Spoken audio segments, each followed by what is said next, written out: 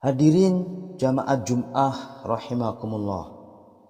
Alhamdulillah, pada kesempatan Jumat yang mulia ini kita masih diberi rahmat, hidayah serta inayah oleh Allah Subhanahu wa taala sehingga kita masih bisa mengungkapkan rasa syukur dengan melaksanakan rangkaian ibadah sholat Jumat di masjid ini dalam keadaan sehat walafiat. Sebagai wujud rasa syukur pula kita kepada Allah Subhanahu wa taala, marilah kita senantiasa meningkatkan keimanan dan ketakwaan kita kepada Allah Subhanahu wa taala dengan sebenar-benar keimanan dan sebaik-baik ketakwaan, dengan cara menjalankan imtisalu awamirillah wajtinabu nawahihi, yaitu menjalankan apapun yang diperintahkan oleh Allah Subhanahu wa taala dan berupaya dengan sungguh-sungguh menjauhi apapun yang dilarangnya. Sebab dengan jalan takwa inilah Allah menjanjikan kemuliaan bagi hamba-hambanya sebagaimana terfirman dalam Al-Qur'an. Inna akramakum indallahi atqakum. Artinya, sesungguhnya orang yang paling mulia di antara kamu di sisi Allah ialah orang yang paling takwa di antara kamu. Quran Surat Al-Hujurat ayat 13. Hadirin jamaah Jumat rahimakumullah. Dalam berkehidupan tentu kita sering menemui permasalahan. Baik permasalahan dalam keluarga, tetangga, rekan kerja, ataupun orang lain di sekitar kita, sehingga dibutuhkan pedoman atau tuntunan sebagai solusi dari permasalahan tersebut agar berbuah kemaslahatan. Sebagai seorang muslim, tidak boleh tidak, yang harus dijadikan pedoman adalah Al-Quran dan Sunnah. Hal ini sebagaimana disabdakan oleh Rasulullah SAW. Taraktu fikum amrayni lang tadillu ma tamasaktum bihima kitaballahi wa sunnata rasulih. Artinya, aku tinggalkan kepada kamu umatku dua perkara. Jika kamu berpegang teguh kepada keduanya, maka niscaya kamu tidak akan tersesat untuk selama-lamanya. Dua perkara itu adalah Al-Quran dan Sunnah. Hadis riwayat Al-Baihaqi. Lalu bagaimanakah cara kita kembali kepada Al-Quran dan Sunnah? Sebab tidak semua orang mampu menjadi penafsir atau memahami Sunnah dengan baik kecuali mereka yang sehat akidah, terbebas dari hawa nafsu, menguasai ilmu bahasa Arab dengan baik, dan menguasai ilmu yang berkaitan dengan ilmu tafsir hadis. Hadirin jamaah Jum'ah rahimakumullah. Sayyid Abdullah bin Alawi Al-Haddad dalam kitab Risalatul Mu'awwanah menyampaikan secara lugas dan tegas berkaitan dengan hal ini, bahwa tak seorang pun mampu menyelesaikan segala persoalannya sendiri, baik lahir maupun batin, sesuai dengan Al-Quran dan hadis, karena kemampuan tersebut hanya dimiliki oleh ulama yang ilmunya sudah mendalam.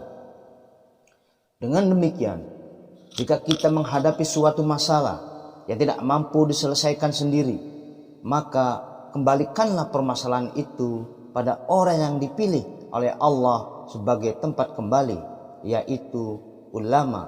Allah Subhanahu wa taala berfirman, Faslu ahla dzikri in kuntum la ta'lamun. Artinya, maka bertanyalah kepada orang yang mempunyai pengetahuan jika kamu tidak mengetahui. Quran Surat An-Nahl ayat 43.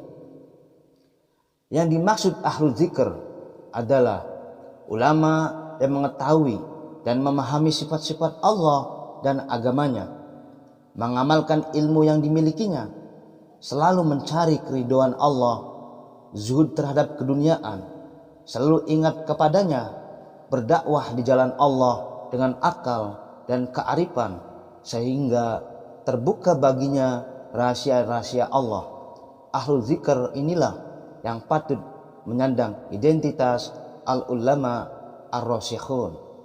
Di dalam tafsir Lataif Isyarat, Imam Al-Qusairi mengatakan bahwa ahlul zikri adalah ulama. Humul ulama'u wal ulama'u mukhtalifun fal ulama'u bil ahkami ilaihimur raju'u fil istifta'i min kibalil awami faman uskili alaihi syai'um min ahkamil amri wan nahyi yarji'u ilal fuqaha'i fi ahkamillah wa man astabaha alaihi syai'um min ilmis suluki fi tariqillahi yarji'u ilal arifina billah. Artinya, mereka ahlu zikir adalah ulama. Ulama itu beragam jenis. Ada ulama di bidang hukum-hukum syariat, fuqaha, yang bisa menjadi rujukan fatwa bagi kalangan awam. Jika seseorang merasa ada permasalahan di bidang perintah dan larangan agama, seyogianya ia merujuk kepada fuqaha. Dan jika seseorang merasa ada persoalan dalam ilmu suluk tarekat, perjalanan spiritual, seyogianya ia merujuk kepada ulama arifin, ahli ma'rifat kepada Allah. Habib Muhammad Lutfi bin Yahya juga pernah memaparkan sebuah keterangan terkait ahlu zikr tersebut dalam karya beliau Secercah Tinta. Beliau menyatakan bahwa ahlu zikir adalah para wali dan para ulama yang dalam hatinya terdapat rasa takut, khasyah kepada Allah Subhanahu wa taala. Tidak hanya wali dan ulama, manusia manapun yang mempunyai ketaatan dan rasa takut kepada Allah juga termasuk ahlu zikr. Beliau juga mengingatkan bahwa ahlu zikr bukan sekedar orang yang pintar, sebab orang pintar bukan berarti ia pasti ahlu zikr. Dengan begitu, jika kita ingin bertanya sesuatu, maka bertanyalah kepada orang berpengetahuan dan juga memiliki ketaatan dan rasa takut kepada Allah, bukan hanya yang pintar saja. Dalam kitab Kifayatul Adqiya ala Hidayatil Adqiya ila Thoriqil Auliya juz 4 disebutkan beberapa penjelasan tentang ahlu zikr, ulama. Yang pertama, ulama yang takwa dan jernih dalam setiap tindakan. Dengan kata lain, tidak gaduh, tidak jorok, tidak kasar, dan tidak menghina orang, baik ketika sendirian atau di muka publik, sebab orang seperti itu telah meninggalkan syahwat dan menghancurkan sifat-sifat tercela, seperti mencari pangkat dan dunia lain dan mengisinya dengan hal-hal yang menyelamatkan.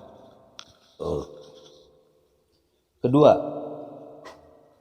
ulama yang mendapat haibah, perasaan takut dari Allah yang mewajibkan dirinya menjadi diam, anteng, dan tenang, dan lebih banyak diam untuk hal-hal yang tidak perlu. Ketiga, ulama yang sudah dibukakan asraru mulkillah, rahasia-rahasia kekuasaan Allah. Dia akan menjawab persoalan-persoalan dengan makna-makna yang mendalam dan menyentuh kalbu.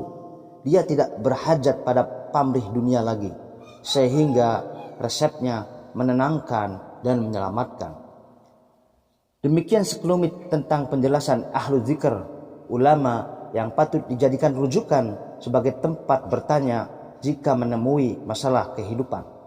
Pada prinsipnya, makna kembali kepada Al-Quran dan Sunnah bukan semata-mata langsung membuka kedua sumber hukum Islam tersebut, melainkan bisa melalui para ahlu zikr, yaitu ulama yang thiqah atau terpercaya.